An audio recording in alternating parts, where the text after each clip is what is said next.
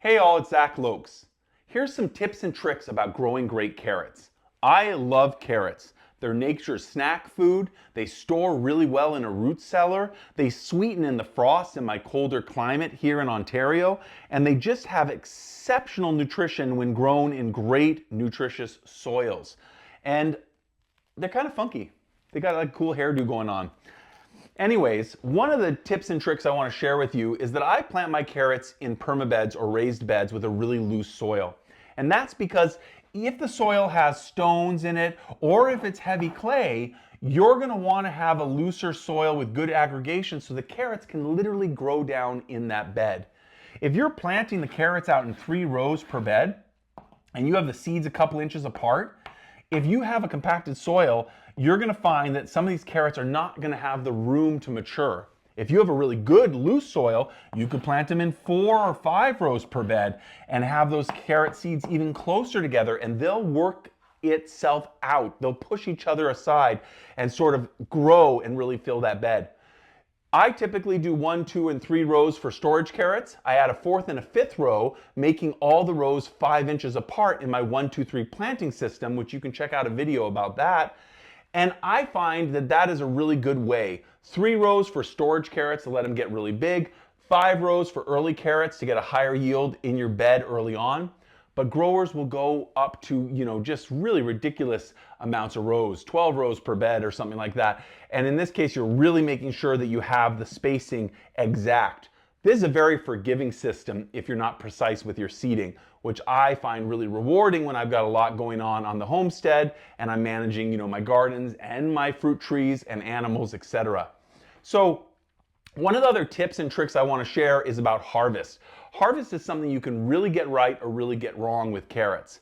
First of all, I use a border fork to harvest, and a border fork is different than your garden fork. Your garden fork has curved tines like this, and these curved tines make it really useful for a lot of odd jobs in the garden. A garden fork's good for moving mulch off a bed. It's good for moving mulch onto a bed. It's good for turning over and kind of mixing soil and compost in a new garden bed.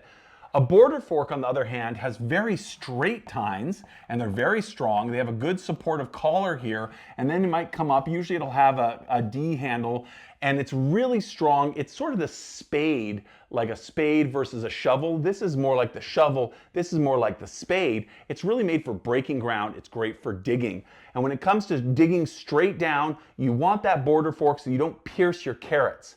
In terms of technique, I'll come in here about 2-3 inches away from the stem of that outer row of carrots, and I'll stick my fork, my border fork, right straight into the ground, and then I will pull back a little bit and you'll hear a bit of a pop. You want to go as deep as you can, and the reason you're going straight down and you're coming out a little bit is so that you don't hit these carrots. If you come in at an angle, you're going to stab those carrots versus if you're going straight down like this. So I always think that, being a little bit cautious is a great idea with something that you can store in a root cellar the entire winter long, store in your fridge the entire winter long.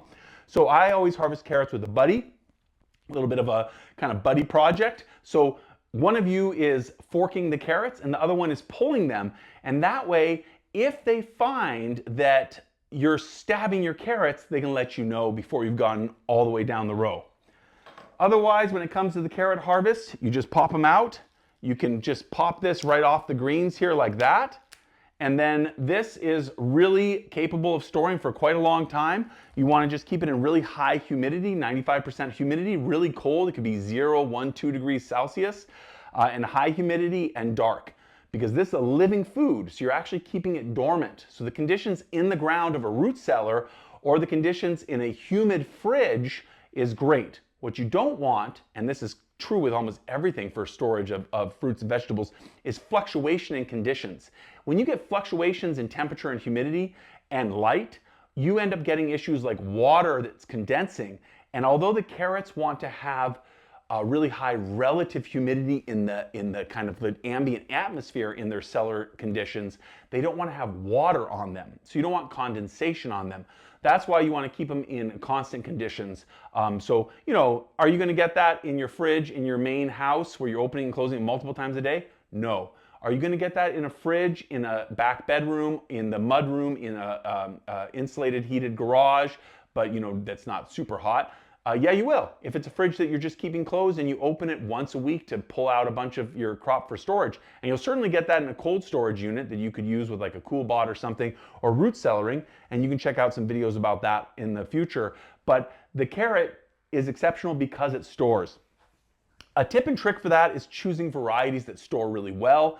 This is a Bolero carrot. It stores, it has an excellent storage. I have other carrots that I like really for early season carrots.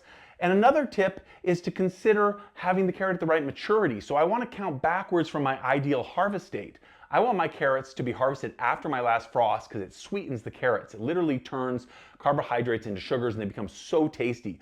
So my last frost is, September 15th to October 15th, somewhere in there. It's really been all over the board in the last decade. So it's in that area. So I'm going to count backwards, about 75, 80 days, giving myself a little bit of a fudge. I usually plant multiple crops of storage carrots 1 week apart. So that way I start in July and I plant like first week, second week, and third week of July. So I make sure to have one of those crops being like really primo perfect maturity. A carrot that's mature and not over mature, and a carrot that's gone through a little bit of light frosting, and a carrot that's a good variety will all be the carrots that store better for you. There's a little bit of tips for pests for carrots. I'll just focus in on the rust fly. The rust fly will come in here and can cause damage into the roots of the carrot. If you see the kind of damage from rust fly, you can do further research on that. One really easy way of managing that is just to cover those carrots with row cover. Row cover will keep them out. It can double and be used for other crops that have unrelated diseases. I would tend to say use a row cover for rust fly and carrots, and then go and use it for flea beetle management on, baby arugula. Not something related that share pests and disease, different family.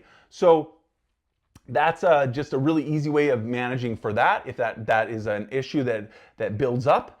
And otherwise, carrots, are really something that will benefit, as I said, from loose soil. They don't need a lot of fertility. Too much fertility will actually create big tops and not enough good root growth. You don't want really hairy carrots either from that. I do 1, 2, 3 rows, sometimes 5 rows for early crops, about 5 inches apart for the early crop, 10 inches apart for storage crop, and then focus on a really good quality harvest and make sure to store them and have a good planting date. So these are some tips and tricks for growing great carrots, and I'll see you in the next one.